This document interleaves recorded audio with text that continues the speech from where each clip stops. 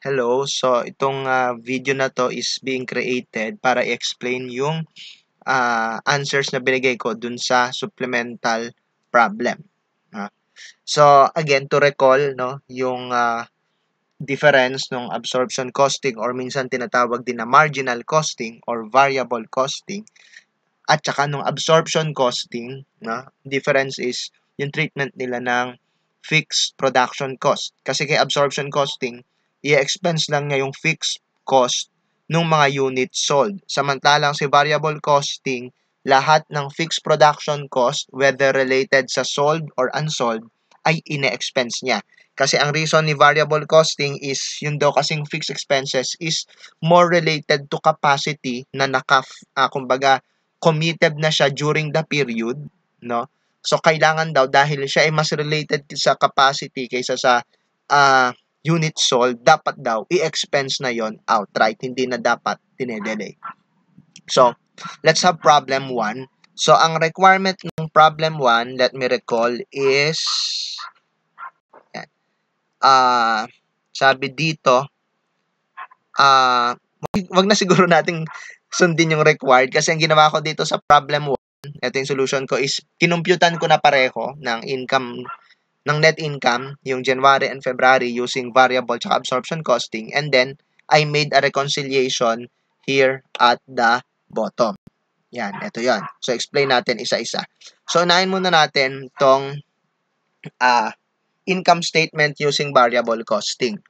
So ang amount ng sales is depende of course kung ilan yung nabenta times the selling price. So if we are going to return sa, medyo i-zoom in ko siguro to na para makita natin. Ayan.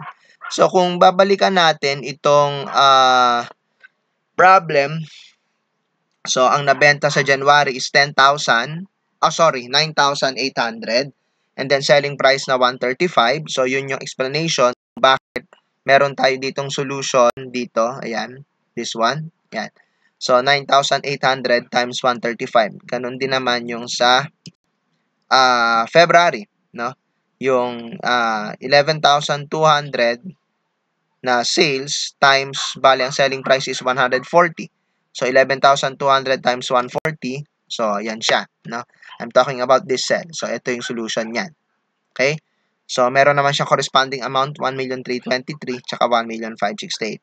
Now, for the variable for the cost of goods sold, no, bali ang ginagawa lang kasing inventory cost sa variable costing ay yung variable production cost, no, kaya ang tawag minsan dito sa cost of goods sold niya is variable cost of goods sold kasi wala siyang fixed component, no, puro variable component lang. Now, if we are going to return to the problem, eto siya. Ang variable production unit cost, I'm highlighting it now, is 45. So, yan yung gagamitin natin na pang-compute ng variable cost of goods sold. I-multiply po natin yan kung ilan yung nabenta. So, base nga dito sa ating problem, ito yung sales. Ayan, ayan. I-highlight ko ngayon. Ayan. So, 9,800 tsaka 11,200. So, dyan mo i-multiply yung 45. Okay?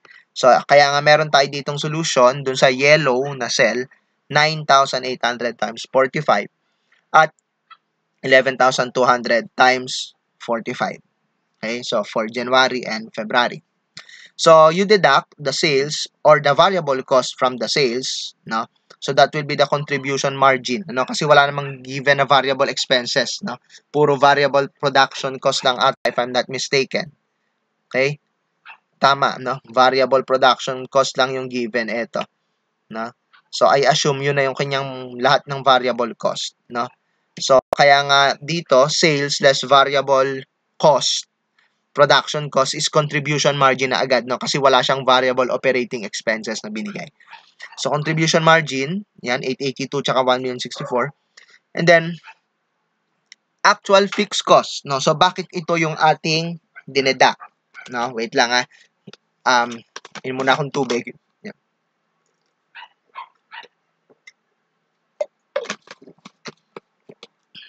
Sa variable costing po kasi, no? We're now talking about this one.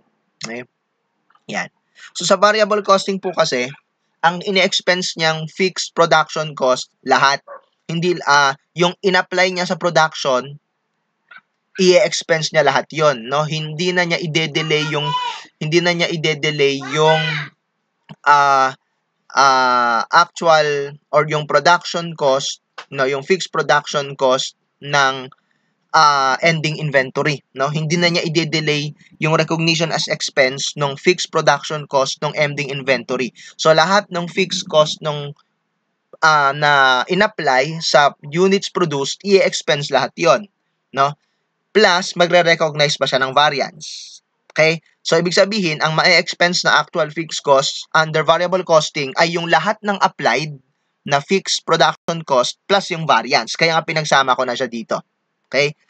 So, syempre, pag pinag-add mo yung applied overhead tsaka yung variance, ay dilalabas is yung actual fixed cost. Kaya yun yung i-expense niya na nandito actually sa problem.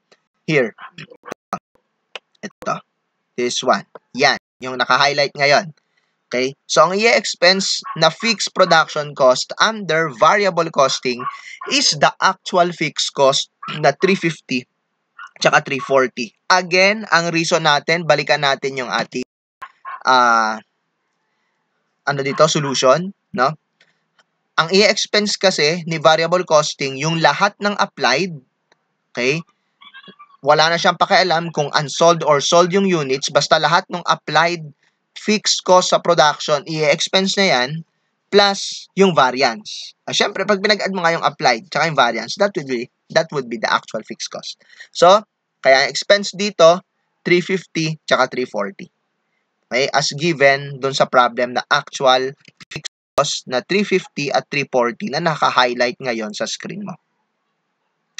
Okay. So, after deducting the actual fixed cost from the contribution margin, you'll get the net income, 532 and 724.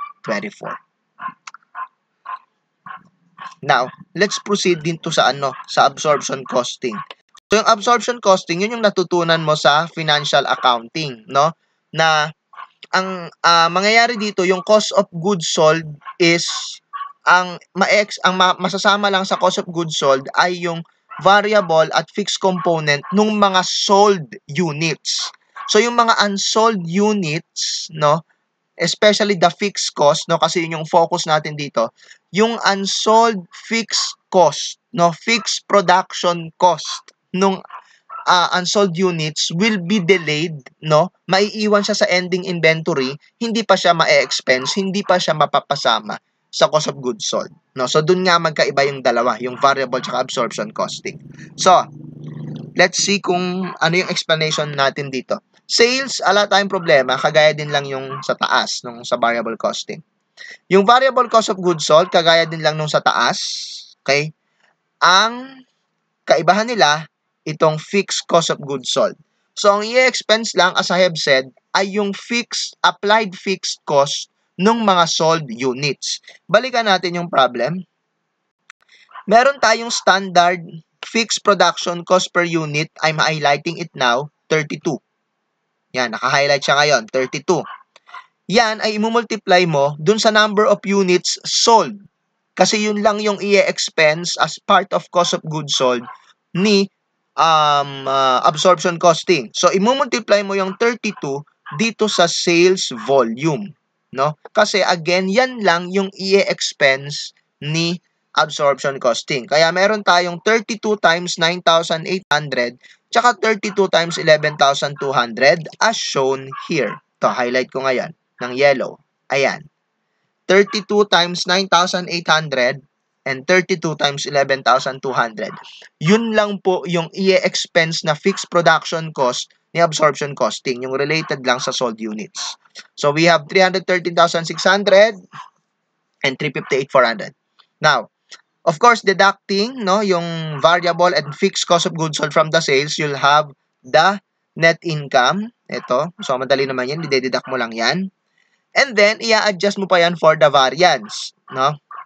So, saan natin nakuha itong 30 tsaka 28? Hindi ko siya napakita doon sa solution. So, pasensya na.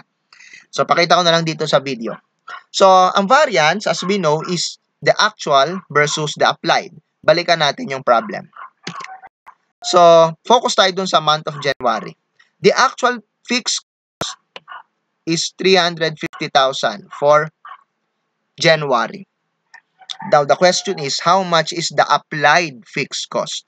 Applied fixed cost is your production in volume, here, 10,000, multiplied by the fixed production cost per unit na 32. Ayan, so let's compute.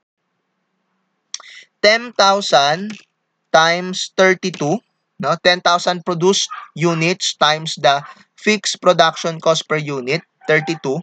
So, ang applied fixed overhead is 320 versus 320 versus actual fixed cost na hina-highlight ko ngayon, 350.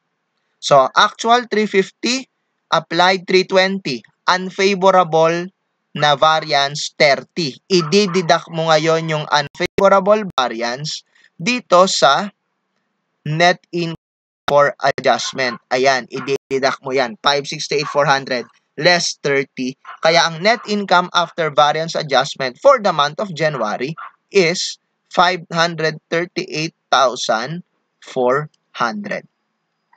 Ayan. So, yun po yung para sa January. Now, the same logic applies for February. Yung sales tsaka variable cost of goods sold, kagaya din lang nung sa variable costing. Yung fixed cost of goods sold ang ating i-computein. So, kagaya nung sa January, ang isasama lang niya ay yung fixed production cost nung sold units. No? Eh sabi nga sa problem, ang nabenta nung February ay 11,200. So, multiply mo lang yun sa 32 to get 358,400.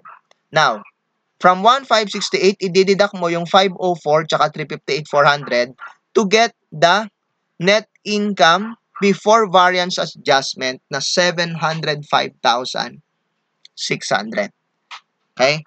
And then, same as January, deduct mo yung variance. Now, hindi ko ulit na ipakita yung variance sa solution, so pasensya na, pakita na lang ulit natin sa calcu, balikan natin yung problem. Sa ating problem for February, the total actual production or total actual fixed production cost is 340,000. Magkano naman ang applied? Same din sa January. I-multiply mo yung production in units na 11,500 na naka-highlight ngayon times the fixed production cost na 32. So, let's do it with our calculator. 11,500 produced units for February times standard fixed cost na 32.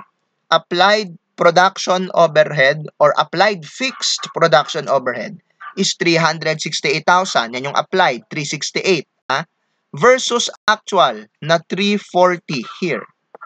Yan. Yung 340. Sorry, nawala ako. Ito, this one. 368 na applied versus naka-highlight ngayon na 340 na actual. So, if your applied is more than the actual, that will be an F or favorable variance, 28, no? 368 less 340. No, kasi nga ang ating ayan yung ating applied 368, no? And actual 340.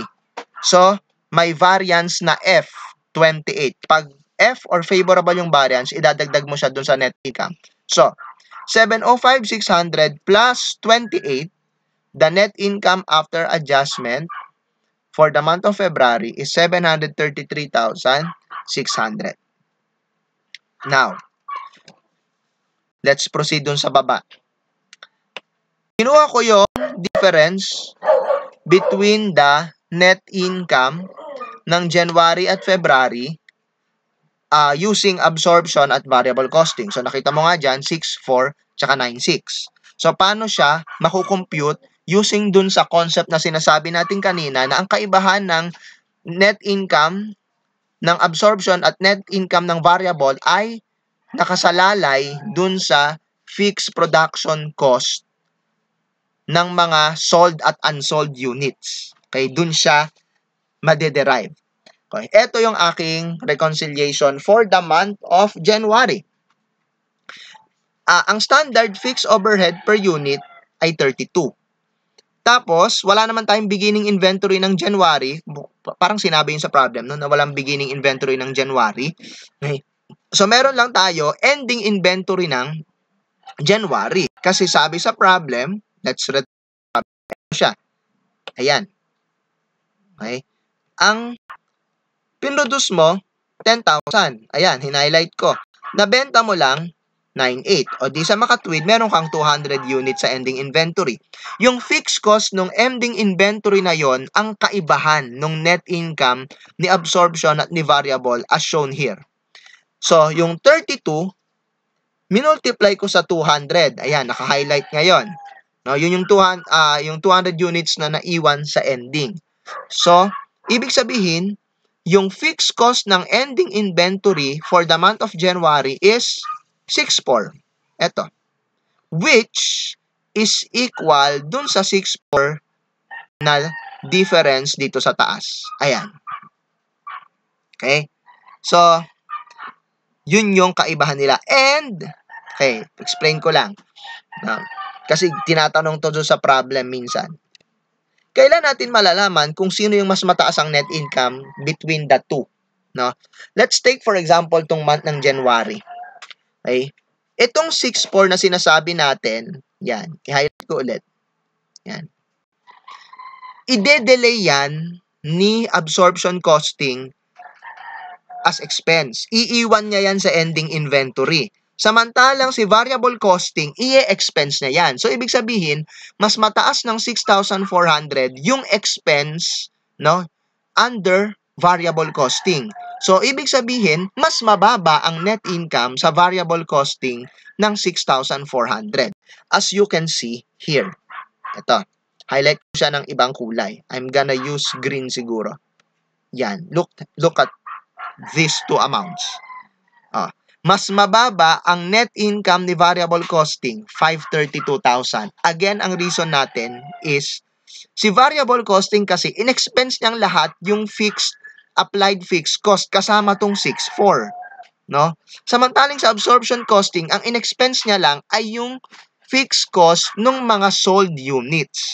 No? Mas malaki ngayon ang expense ni variable costing. Magkano yung yung difference ng fixed cost nung fixed cost na ni-recognize as expense? 6,400. No, mas malaki ng 6,400 yung ni-recognize ni variable costing. Kaya mas maliit ang net income niya, 532 versus 538,400. Okay? Now, let's proceed to the month of February. Okay, so this time, it's a little complicated kasi meron na tayong beginning at ending inventory. So, yung fixed cost nung beginning at ending inventory ang magdidikta ng difference between the net income ng absorption at variable. So, as you can see here, meron tayong difference na 9,600. I'm highlighting it with yellow now. Okay? So, ito yung aking reconciliation sa baba ng 9,600. Ito. Yan. So, ang pinagmula ng 9,600 ay yung fixed production cost ng beginning at ending inventory ng February. So, paano natin napalabas yung 9,600? Unahin natin tong ending inventory na to. Okay. This one. Yan, yung 6,400. Remember, ito yung 6,400 na fixed cost nung ending inventory ng January. Siyempre, yun yung beginning ng February. Now, yung 6,400 na to, no, na dinelay ni absorption costing, no, ngayon siya ma-expense, no, for under absorption costing, no, kasi ngayon mabebenta itong units na related dito sa 6,400. So ngayon siya i-expense ni absorption costing. Kung ngayon niya i-expense, lalabas yung net income ni absorption costing will be less than 6,400. Again, tinatype ko ngayon. Ayan. Okay. Compared to the net income under variable costing. No? Kasi yung 6,400, ngayon pa lang i-expense ni absorption costing. Na-i-expense na yan ni variable costing last January. No? So, for the month of February, regarding dito sa 6,400 na to, mas maliit ang net income ni absorption costing ng 6,400. Okay? Puntahan naman natin tong ending inventory ng February. No? First, computein muna natin ilang units yon. Okay? Balikan natin yung problem. And let's have our calcu. Remember nung January 31, meron tayong 200 units sa ending inventory. Now, for the month of February, as shown here in our Word document, ayan, nag-produce ka ng 11.5. So, 200 plus 11.5, less nakabenta ka ng 11.2. So, ang maiiwan na units sa ending inventory is 500. Yung fixed cost ng 500 na yan, ang magiging dahilan ulit ng discrepancy ng net income ni absorption at ni variable. So, magkano yung fixed cost ng 500? So, 500 units times yung standard fixed production cost here. This one. Yeah, 32. 500 times 32. So, puntahan natin ngayon yung ating solution. Kaya meron tayo dito sa aking solution dito, ayan, may makikita kang 500 times 32. I'm highlighting right now with green. Yan. Okay? So, 500 times 32 is $16,000. Now, itong $16,000 na to, ide-delay siya ni absorption costing as an expense kasi nasa ending inventory yan. No, hindi niya i-expense yan. I-expense lang niya yan kapag nabenta yung units. Samantalang si variable costing, itong 16,000 na to, i-expense niya ngayong February kahit unsold. Kasi ganun nga yung sistema ni variable costing. So sa makatwid, kung ide-delay ito ni absorption costing as an expense, mas maliit ang cost of goods sold niya. Pag mas maliit ang cost of goods sold niya, mas malaki ang net income niya by 16,000. Ayan, sinusulat ko siya ngayon. Ayan. So, ang net effect ngayon nung dalawang to, yan. Kung pagsasamahin natin itong epekto nung dalawang tong highlight ko ngayon ng pink, okay, lalabas ngayon dito sa baba, no? Ang net income ng absorption costing ay mas mataas ng difference ng 16,000 tsaka 6,400. That's 9,600. Mas mataas ng 9,600 ang net income ni absorption costing. Yan. That is the net effect nung dalawang naka-highlight na pink. And we can confirm that pag tingnan natin yung taas. Taas natin. Look at this. 733,600 and 724,000. I'm highlighting it with pink right now. Tama tayo dun sa baba. Okay? Mas mataas nga ang net income ni absorption costing, 733,600 versus net income ni variable costing, 724. Mas mataas nga ng 9,600 as shown here dito sa hina-highlight ko ngayon ng blue. Yan. Mas mataas nga ng 9,600 ang net income ni absorption costing. So, this wraps up my discussion for the first problem. Pakiabangan na lang yung iba kong discussion dun sa problem 2 and problem 3.